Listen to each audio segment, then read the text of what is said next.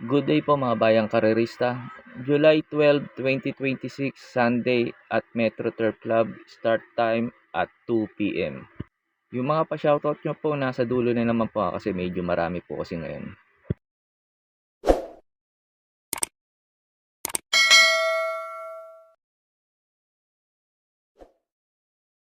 Start na po tayo, race number 1. Start po ng first winner take all. Races 1 to 7, distance 1,400 meters.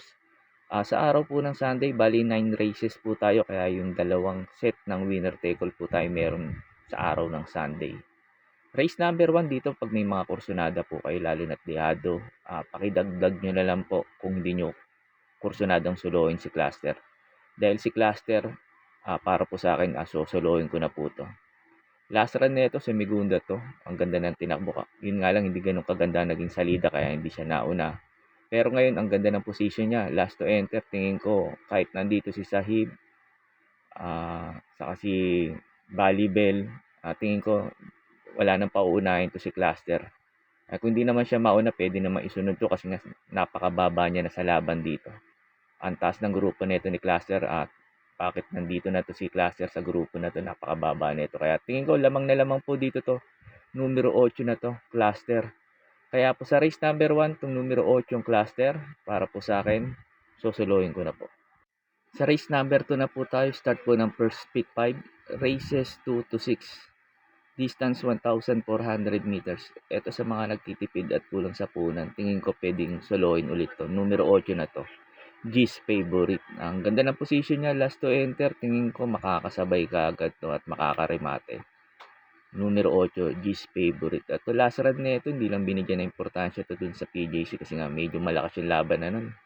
Pero ngayon tingin ko medyo bumaba naman, kaya tingin ko baka bigyan ng importansya at mayamado rito. Tingin ko lamang sa labas ngayon to, numero 8, G's favorite. Naglagay ako ng protection, numero 2, Moderna. Wala kasi ako nakikita mabilis eh. Baka mauna to si Moderna at mapabayaan sa unahan. Tingin ko malaki chance makatapos ng karera to, numero 2 na to, Moderna. Problema nga lang yung hinete, medyo mabigat. Si Miles bakal, pilapil, may dalang bakal ngayon si pilapil. Pero sana ma-irate niya ng maayos to si Moderna. Tingin ko malaki chance manalo, numero 2, Moderna. Kaya po sa race number 2, pampremera ko pa numero 8, G's favorite. Tapos second choice ko, numero 2, Moderna. Sa race number 3 na po tayo, start po ng second winner take all. Races 3 to 9. Distance 1,400 meters. Ito sa mga Yamadisa, tingin ko pwedeng soloin to, numero 7 na to. Raven. Binalik na sa hinete. Mais-ayos na hinete at siya nagpanalo rito. Tingin ko maganda ngayon itatakbo nito. Lalo ang ganda ng position niya nasa dulo. Tingin ko kung hindi mauna at baka makasabay na rin kaagad to, numero 7 na to, Raven. Last run kasi nito, ang bigat ng hinete. Si Miles bakal, pilapil, kaya ang pangit ng tinakbo. Pero ngayon maayos na hinete, tingin ko malaki chance na itong manalo. Numero 7, Raven. Tapos nag-protection ako, numero 2, Yabadabadur. Tingin pag hindi maganda tinakbo ni Raven, ito pwedeng pang protection. Galing din sa panalo to, numero 2 na to, Yabadabadur. Kaya po sa race number 3, pang primero ko po numero 7, Raven. Tapos second choice ko numero 2, Yabadabadur. Sa race number 4 na po tayo, start po ng pick 6, races 4 to 9, distance 1,600 meters. Dito po sa race number 4, pag may mga kursunada kayo, lalo na't mga dihado, dagdag nyo lang po kasi itong numero 1 na to. Every 4 years, ito para po sa akin sa race number 4. Sosolohin ko na po to. Medyo bumaba yung laban niya ngayon kasi nga wala sila Sherbet Fountain, saka si Speedrunner. Kaya tingin ko lamang ngayon dito itong numero 1 na to, every 4 years. Last run nito si Segundo to. Talagang hinabol niya lang talagang pilit si every 4 years kasi hindi niya pwedeng pabayaan kasi pag napabayaan niya yun, di sila mananalo doon. Ngayon wala namang gaanong mabilis. Tingin ko baka iuna na ni Cerati to. Tapos hanggang pa ng peso niya ngayon, 53. Kaya tingin ko wala nang paunahin ngayon to si numero 1 every 4 years. Kaya po sa race number 4, tong numero 1 every 4 years, para po sa akin, sosolohin ko na po. Sa race 5 na po tayo, start po ng second pick 5, races 5 to 9, distance 1,600 meters.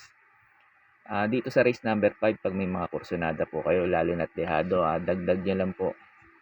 Kasi itong numero 6 na 'to, Windmill of Summer, ito para po sa akin sa race number 5, sosolohin ko na po 'to. 2 horse race lang kasi ito, Student Regent saka Windmill of Summer. Kaya hindi na ako magdadalawa rito, pipili na lang ako ng isa. Yung napili ko yung numero 6, Windmill of Summer, pero 'pag may mga puhunan kayo, puwede niyo idagdag si Student Regent. Si Windmill of Summer kasi dito tumatakbo 'to sa Metro Turf, sa kabayong Metro Turf 'to. Halos lahat ng takbo nito dito. Kaya tingin ko home court niya 'to. Tapos ang ganda pa ng position niya, nasa labas. Tingin ko hindi gano'n kaagad maiiwan o maganda isasalida ngayon nito. Tingin ko lang ikatatalo ni Windmill of Summer yung hindi maganda isalida. Si Student Regent naman nakatakbo na rin dito sa Metro Turf. Pero mas maraming tinakbo si Windmill of Summer dito. Kaya tingin ko magandang laban 'to, race 5 na 'to. Pero para po sa akin, lamang po 'tong Windmill of Summer dito. Kaya po sa race number 5, itong numero 6, Windmill of Summer, para po sa akin, sosolohin ko na po.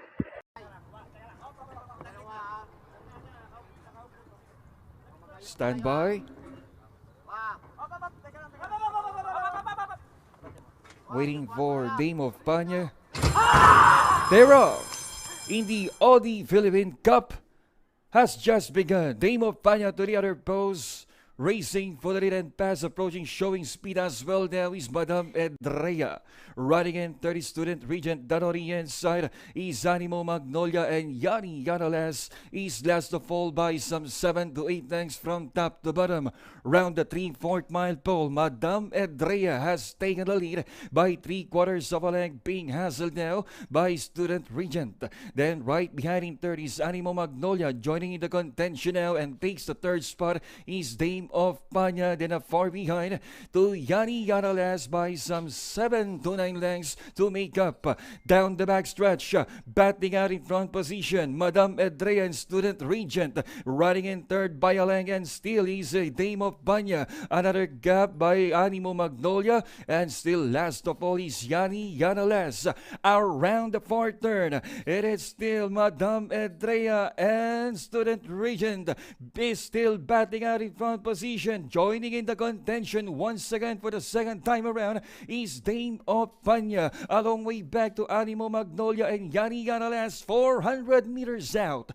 It's Student Regent has taken the lead. Dame of Panya takes the second spot in a hard-ridden. And a hard-ridden also down on the inside is Madame Edrea. 200 meters left to go. It's all Student Regent.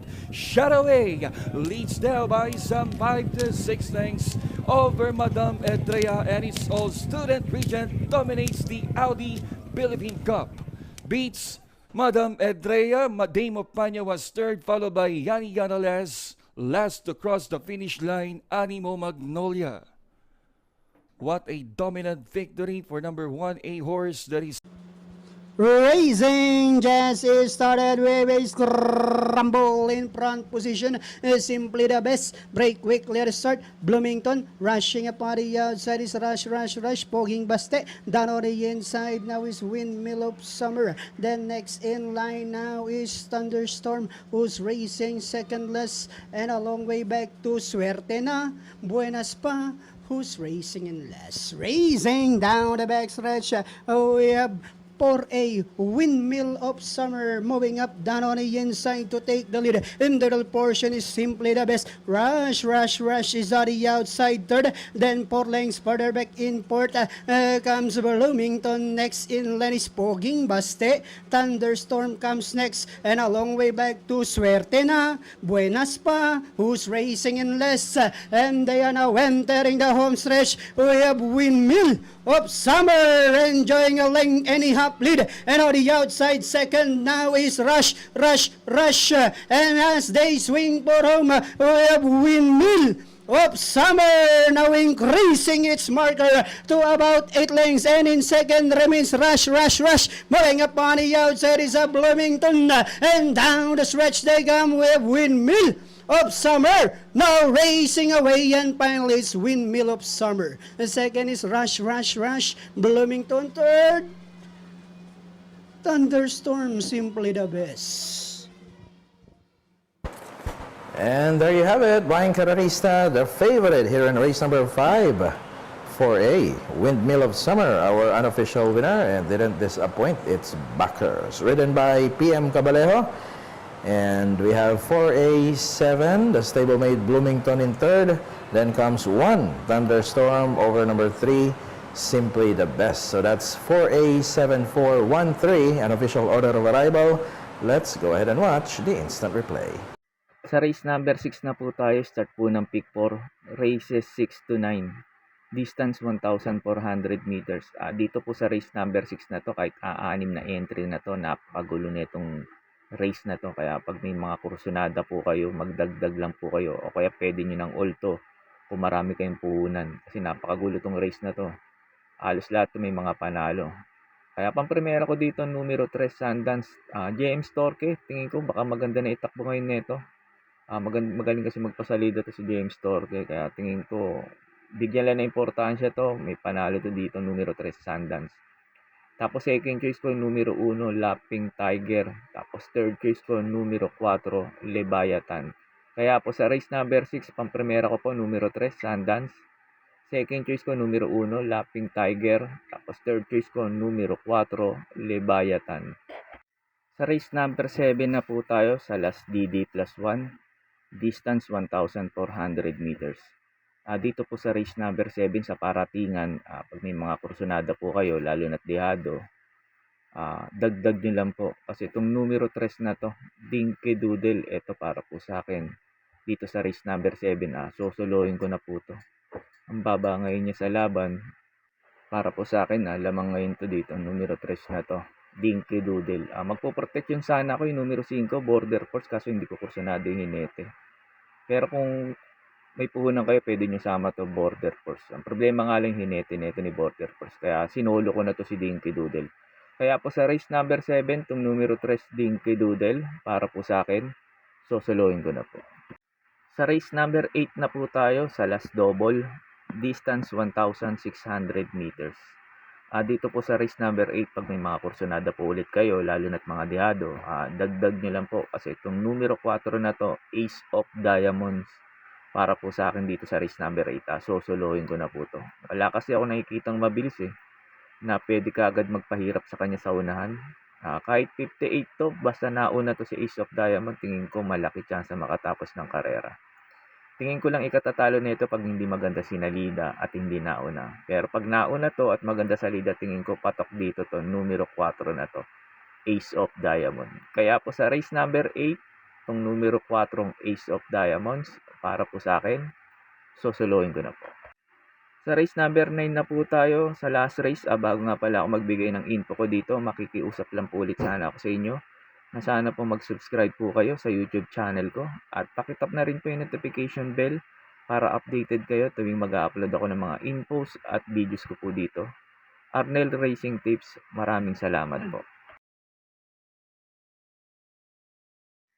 Sa race number 9 na po tayo, sa last forecast, distance 1,400 meters. Dito sa paratingan na to, medyo magulo to, kaya may mga punan kayo at may kursunada kayong dihado, dagdag nyo lang po. Dito sa race number 9, may nakita ako mabilis na baka maghabol lang kaagad sa unahan, yung numero 3, Worshipful Master, saka yung numero 10, Armani Moves. Kaya pili ko yung numero 8, Derimate, at disunod numero 8, The Kiss. Hanggang ng peso, tingin ko kaya makarimati ngayon dito na to, numero 8 na to, The Kiss, at makasabay kaagad.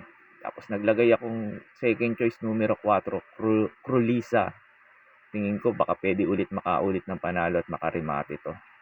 Tapos third choice ko, yung tingin kong mauuna dito. Tingin ko mauuna to, mas mabilis tingin ko to si Armani Moves kaysa kay Worshipful Master. Tapos cambio hinete, M.A. Alvarez. Baka mapabayaan sa unahan at magpumigil si Worshipful Master. Tingin ko malaki chance makatapos ng karera to, lalo na't maiksi yung distansya ngayon, 1,400. Tingin ko kaya kong makabuo ng ere to, numero 10, Armani Moves. Kaya po sa race number 9, pang-primera ko po, numero 8, The Kiss. Second choice ko, numero 4, Crulisa. Tapos third choice ko, numero 10, Armani Moves. Yun lang po, and good luck and happy racing po mga bayang karerista. Pagkatapos nito, yung mga pa-shoutout nyo po. May pa-shoutout po si Sir Harry Casneda, pinapa-shoutout niya yung asawa niyang si Jana Ching na nagbe-birthday ngayong araw ng July 11 ng Riyadh. Happy birthday po, Madam Jana Ching, at more birthdays to come. At sa din Sir Harry Castaneda, shoutout din po sa iyo at maraming salamat po. May pa-shoutout po si Sir Mark Gonzales, pinapa-shoutout niyo yung mga mananaya dyan sa Raymond's OTB. Mga batang wise ng Hermosa, Tondo, Manila. Si Boss Hill, Boss Mar, Boss Tolitz, Boss Richard, Boss Elmer, Boss Jun, Boss Kenneth. At yung teller din dyan sa Raymond's OTB na si Edgar na nagpatama last run, baka naman. At sa din Sir Mar Gonzales, shoutout din po sa iyo at maraming salamat po. May pa-shoutout po si Sir Manuel Tandes, pinapa-shoutout niya lagi yung pinsan niyang si Boyet Flores at yung kumpare niyang si Robbie Santos na sikat na ngayon. Shoutout po sa inyo. At sa din Sir Manuel Tandes, shoutout po sa inyong tatlo at maraming salamat po. Shoutout po sa inyo Sir Roland Alan Roldan. Sir Ronald Alan Roldan, shoutout po sa iyo at maraming salamat po. Shoutout po sa inyo Sir Ramon Carpio. Sir Ramon Carpio, shoutout po sa iyo at maraming salamat po. May pa-shoutout po si Ayesa Alce, pinapa-shoutout niyo yung daddy niyang si Edwin Alce at yung tito niyang si Wilbert Alce. Sir Edwin Alce at Wilbert Alce at Ayesa Alce, shoutout po sa inyong tatlo at maraming salamat po.